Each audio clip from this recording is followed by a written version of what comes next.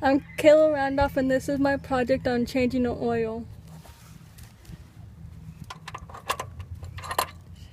Put it on. Make sure it goes on completely. And push towards the hood, the front end. It's not going. Push to the front end. Push. It's not going. Yes, it is. No, it's not.